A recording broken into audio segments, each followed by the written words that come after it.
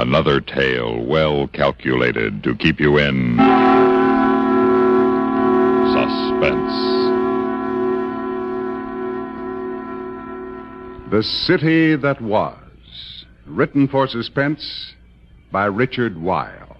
When you need someone to do a specific type of job, you hire someone specially trained to do that job. After all, this is an age of specialization. But what you may not know is that right now, there are several 100,000 men and women who have received special training and are searching for employment. Now, these folks, many of whom are veterans, have physical handicaps, which actually often makes them better able to fill specific jobs. Does that sound strange? Well, maybe so, but here's the explanation. These men and women, recognizing their shortcomings, have sought and received special rehabilitation and training in specific areas of work. They are highly skilled because they've been taught to make best use of the physical and mental abilities they possess. So if you're looking for help, contact your state employment service and ask about physically handicapped workers. Employing the physically handicapped is good business.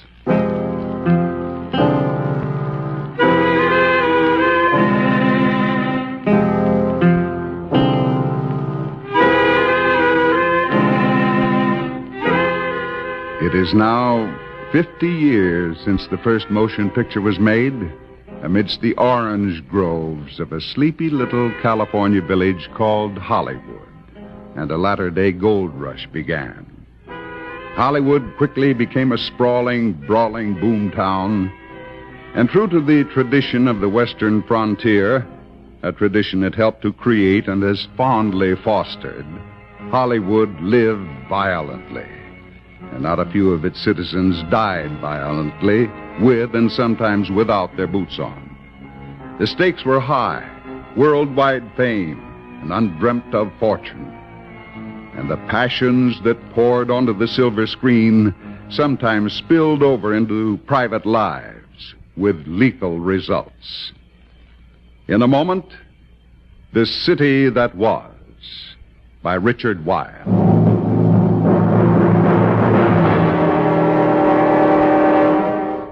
This Halloween, when your doorbell rings, give those little trick-or-treaters a treat they'll never forget. Snap their picture and give them a print.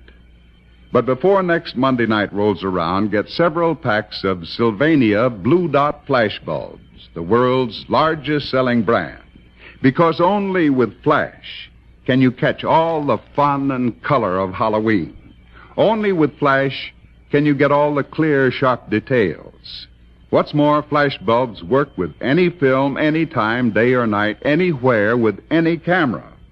So this week, when you're out shopping, be sure and ask for Sylvania Blue Dot Flash Bulbs. And also ask for your free 32-page flash guide book, designed by Sylvania to help you take better flash pictures. Remember, it's yours free with the purchase of only one pack of Sylvania Blue Dots. But hurry, the witches will be flying before you know it. So get your Sylvania Blue Dot Flash Bulbs today.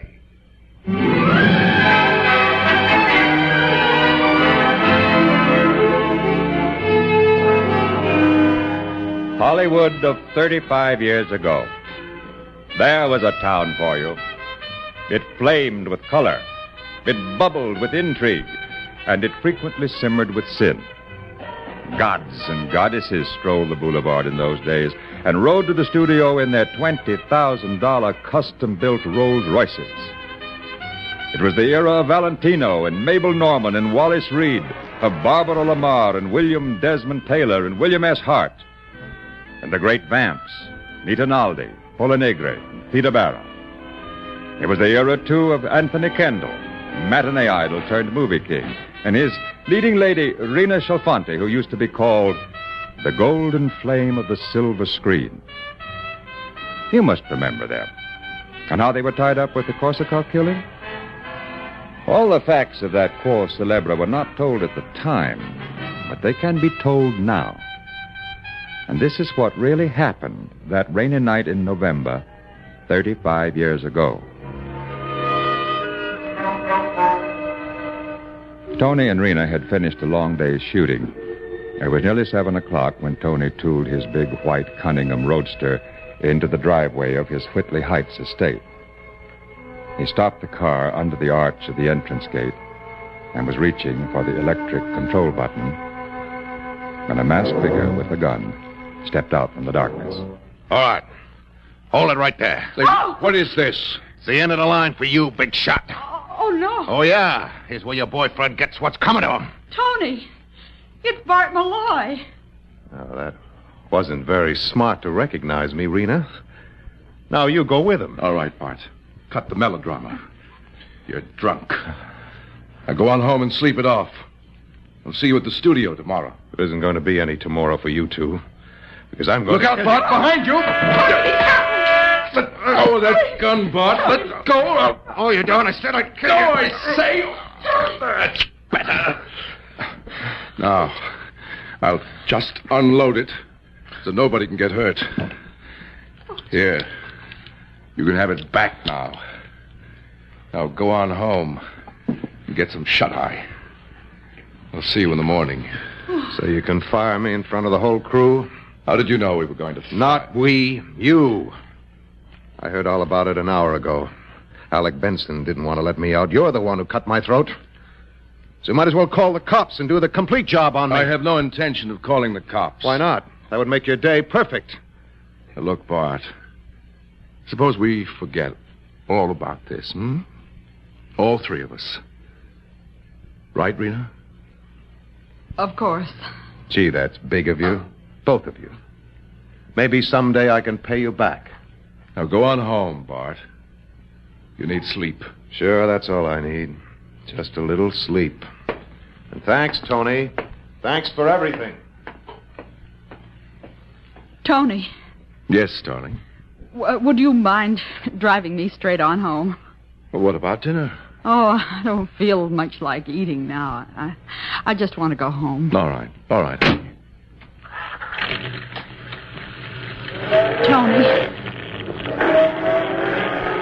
Tony, why did you put Barton on the picture in the first place? He was on the skits. There wasn't a casting director in town who'd hire him. You and your big heart. Don't you know that the surest way to make a man hate you is to do him a kindness? Maybe. But he promised he'd go on the wagon. So the first day, he showed up pink-eyed as a rabbit and chewing cloves to camouflage the smell of whiskey. He's always chewed cloves as long as I've known him. Sure he has. It's the trademark of an alcoholic.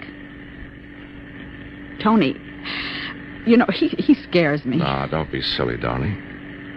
Bart may be lush, but he's not a murderer.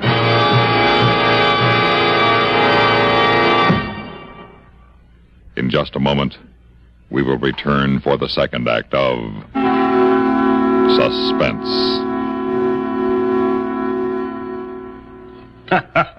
So people come in to me and they say, Otto, you were once a great chef. Because I am now selling meat in my butcher shop, one sometimes forgets I know lots about cooking meat, too. So I let you in on a little cooking secret of mine. French's Worcestershire sauce. Aha! Only French's Worcestershire has in it a collection of spices we Germans know accentuates the good flavor of meat. French's also has soy, anchovies, tamarinds. Ach, I could go on and on, but these ingredients do to everyday food. Mouth-watering. May I suggest you try this with pot roast? Add 1 tablespoon French's Worcestershire to each cup of gravy. Ach, would you believe the difference? With French's, you really spark up your meals. And people will say, my goodness, but you're a wonderful cook. Just as they used to say to me.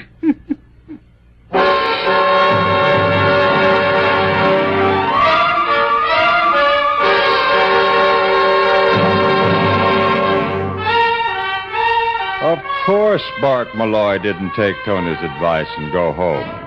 The evening was still young, and in his misery he needed company. So he headed for Henry's on Hollywood Boulevard. Everybody went to Henry's in those days. It was packed every night with actors, directors, writers, producers, come to see and be seen, and to partake of Henry's wonderful turkey sandwiches. his fabulous German pancakes, and his fragrant coffee. Malloy is downing cup after cup of it now, each one generously laced with whiskey from his hip flask. Also, he's airing his grievances to Fritz, the friendly waiter who knows him well. So, I take a drink. One measly drink. Yeah. And he tosses me off the picture. He's a louse, that's what he is. Star-spangled louse. Nein, Mr. Malloy, das ist nicht so. Mr. Kendall's a fine gentleman, a real fine gentleman. Yeah. Well, I'll tell you something, Fritz. I'm going to fix your fine gentleman's wagon for him if it's the last thing I ever do. Oh, you shouldn't say such things, Mr. Malloy, especially such a time as this. Just so soon as he's finished his picture, he and Miss Alfante will be... I know. Maybe I ought to figure out a nice present for him, huh? That sounds better, Mr. Malloy. You know something? I always thought Miss Alfante would marry that Russian director. What's his name? Korsakov. Oh, yeah. Sergei Korsakov, yeah. Sure, we're crazy about each other until Tony came along. Fritz, Huh? you may not know it, but you just gave me a terrific idea.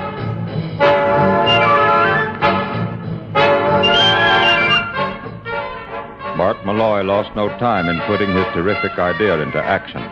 First, he telephoned the director, Sergei Korsakov, and made a date to drop by his apartment later that evening. Then he called Raina Chalfonte and employed his not inconsiderable talent as a mimic.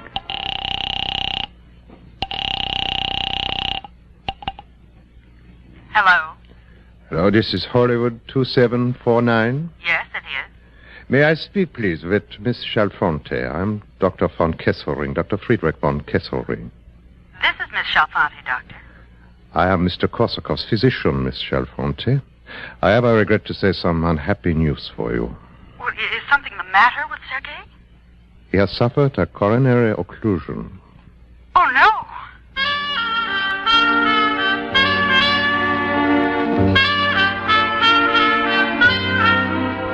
Malloy counted on the rainy streets and the fact that Rena had to come all the way in from Beverly Hills to give him the time he needed with Korsakov.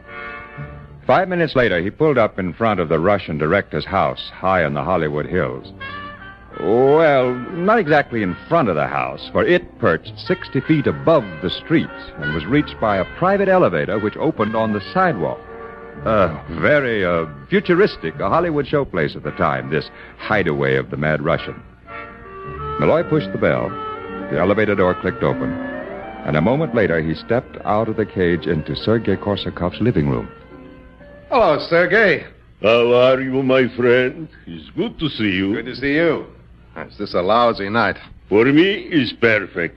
I sit before the fire and I try to solve chess problems. You will have some tea? Over there is some water. Tea? Also brandy, whiskey, vodka. Choose it for yourself. Well, maybe just a little one. You know, to cut the fog. Good. Now, sit down and tell me why you call me. Well, Sergei, I need some advice. Well, I will be glad to. It's like this. I'm going to come out of this picture I'm on with quite a bit of dough.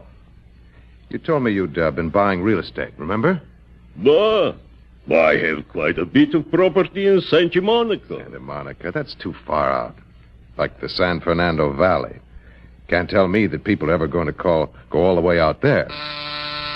Hey, I thought you said you were going to be alone tonight. I expect no one. Maybe your luck is changing, huh, boy? Well, don't get up. I'll send the elevator back down. And I'll just slip out the service entrance. But I assure you, I know. Probably your maiden aunt just in from Vladivostok. Just the same, I'll go out the back way so as not to embarrass the lady. You have it a dirty mind, my friend. I would suggest that you... But what does it mean? The gun? I guess you might say it means goodbye, Sergei.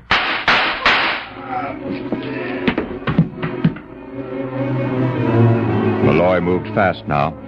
He wiped his fingerprints from the smoking gun and from the whiskey glass. Then he dropped the gun to the floor and headed for the service entrance. He was gone when the elevator stopped, and Rena walked into the living room to discover Sergei's bullet-riddled body sprawled on the floor. When the police arrived, summoned by a neighbor who heard the shooting, they found her there, gun in hand, kneeling over the body, sobbing over and over. Who did it, Sergei? Who did it? Who did it? Who did it? In a moment, we'll return for the third act of Suspense. Hi, this is Dennis James with a longtime favorite.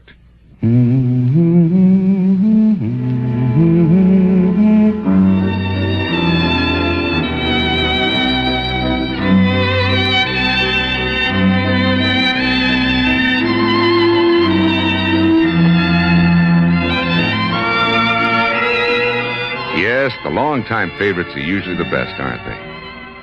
And one favorite folks have relied on over the years is Kellogg's All Brand. Since 1919, America's favorite natural laxative cereal. Kellogg's All Brand is the safe, gentle way to overcome irregularity caused by lack of bulk in your diet. It tastes good, too, and it never gets mushy in milk. There's only one All Brand, Kellogg's All Brand. So relieve constipation the way millions do with Kellogg's All Brand. ALL-BRAN. Yes, you're so right to stay regular with Kellogg's All Brand. Try it, okay? Okay.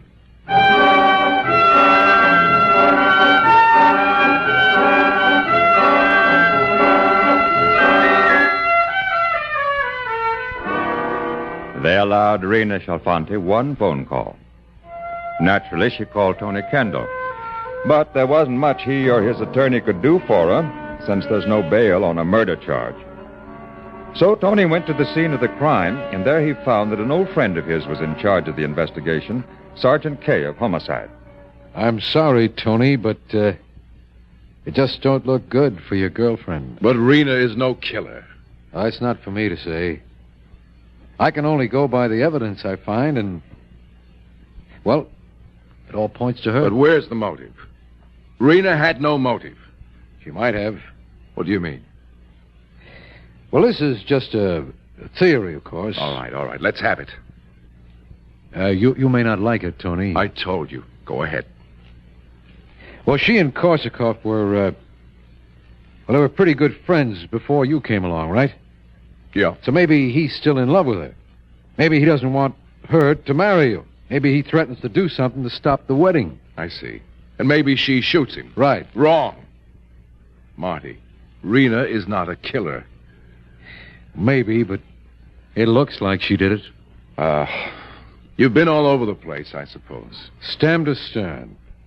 And everything's strictly copacetic, except for a whiskey glass with no fingerprints on it. A what? This one right here, see?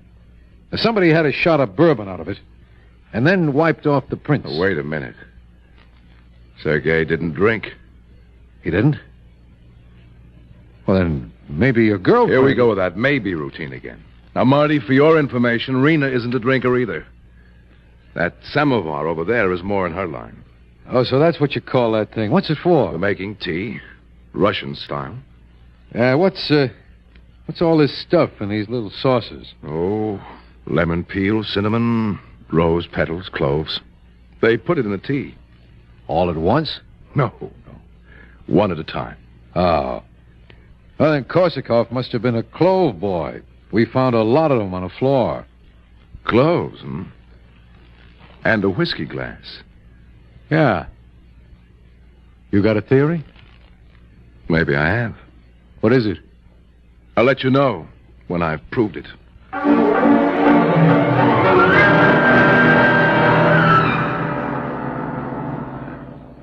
In just a moment, we will return for the concluding act of Suspense. You know, there are millions of motorists in this country. Most of them are careful, law-abiding drivers who are smart enough to know that it pays to be careful, but it takes only one careless act to cause a serious accident. So don't break the law of the road or the law of averages. Drive carefully all the time. First of all, don't speed. More highway deaths are caused by excess speed than by anything else. Second, drive with your head as well as with your hands and feet. Use sound judgment in your driving and develop good driving habits. And finally, be courteous. Don't be afraid to give the other fellow a break. You'll both live longer. And here are a few pointers for safer driving. Pass the car ahead only when you're absolutely sure it's safe. Don't take chances. Always allow plenty of space between your car and the car ahead. At least one car length for every 10 miles per hour you're traveling. And at night, dim your bright lights when approaching another car. Now, by following these safety rules, you can help cut down on accidents.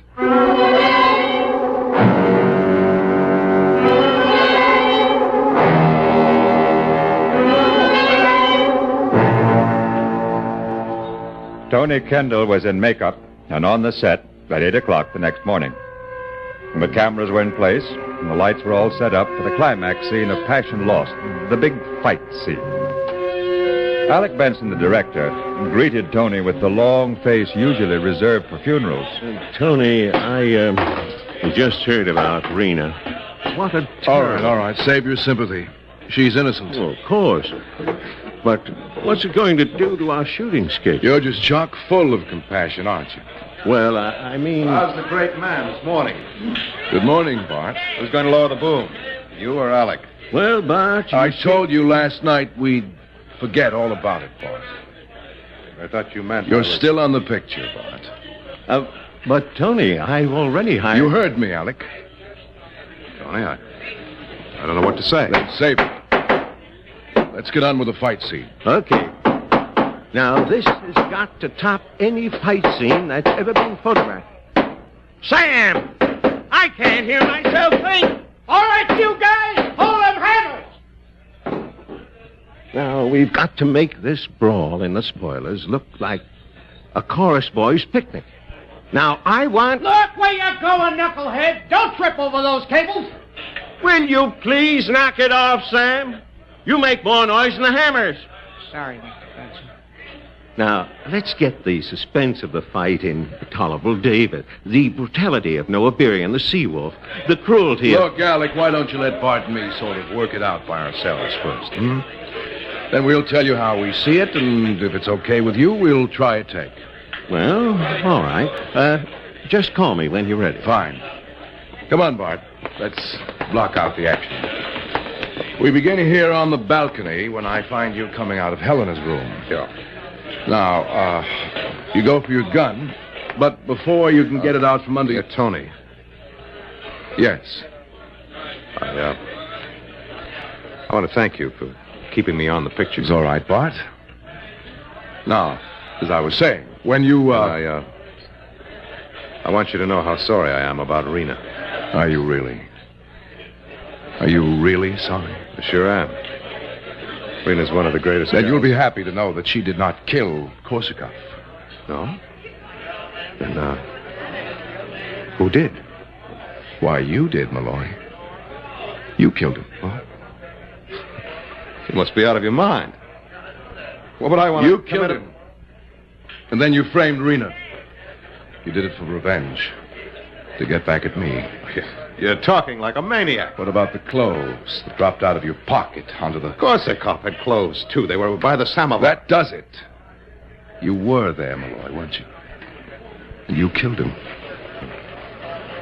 Try and prove it. I won't have to prove it. You're going to admit it. I am, huh? That's right. I am going to beat the truth out of you right now. Keep away from me, Kendall. Keep away! I'm going to fix that. I'm ready facing you. Hey, Mr. Benson, look! Over on the side! Oh, for the love of... Wait a minute, Tony. Hold it, boys, until we can... Hey, hold him, Mr. Benson. Oh, wow! What a wallop. Sure looked real, didn't it? Well, what are you standing there for? Let's get it on film. Lights! Larry, Paul, stop cranking those cameras. All right, you guys. You heard Mr. Benson. Lights! Camera! That's fine, Bart. Slam his head against that pillar. Good. Now, bring one up, Tony. Bring it up from your heels. That's the idea. A real haymaker. You did it, didn't you, Malloy? You killed him. Get your hands off my throat. Can't breathe. Now, tell me the truth, Malloy. Give it to me straight, or I will kill you right here and now. Go a little easy on that strangle, Tony. The censors in Iowa may squawk about Come it. on, Malloy. This is your last chance. Yes, I did it. All right. Cut. Save those legs! Now, look, I realize I'm only the director around here. But even so, would you mind letting me in on... Tell him, Malloy. Tell him, or I'll... I killed Korsakov. All right. Call Marty Kay, will you? Tell him we've got his killer for him. You better have a couple of the boys keep an eye on Malloy until he gets here. What are you going to do? Me? I'm going over and get my girl out of the jailhouse.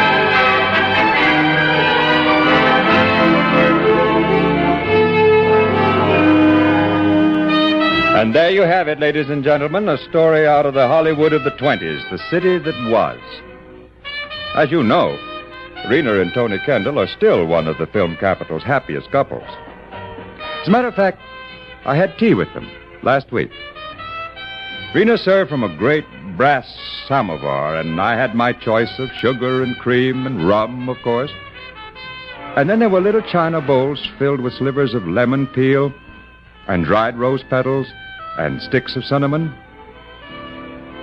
But do you know something strange? There weren't any clothes.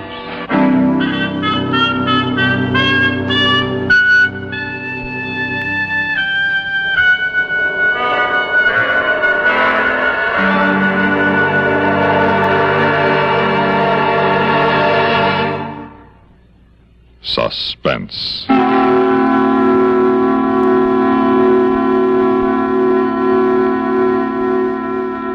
You have been listening to The City That Was, written for Suspense by Richard Weil.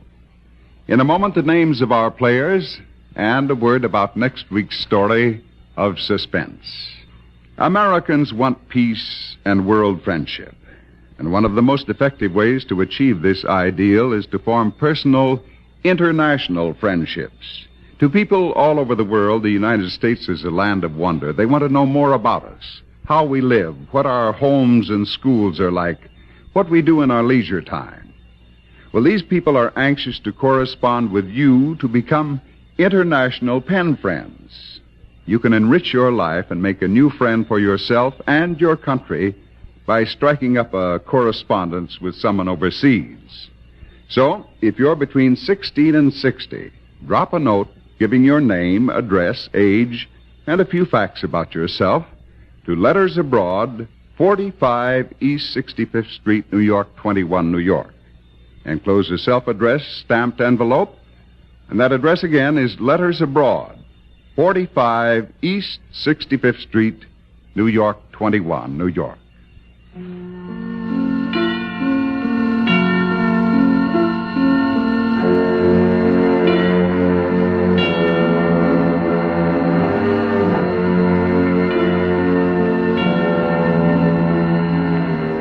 Heard in tonight's story were House Jameson as the narrator, Michael Caine as Bart Malloy, Martha Greenhouse as Rena, Bernard Grant as Kendall, and also included in the cast were Danny Ocko, Sam Raskin, and George Petrie.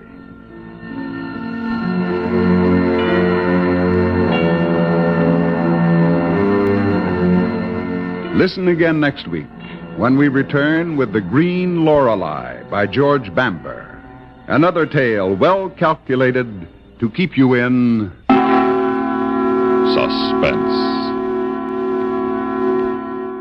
WROW, Albany, New York.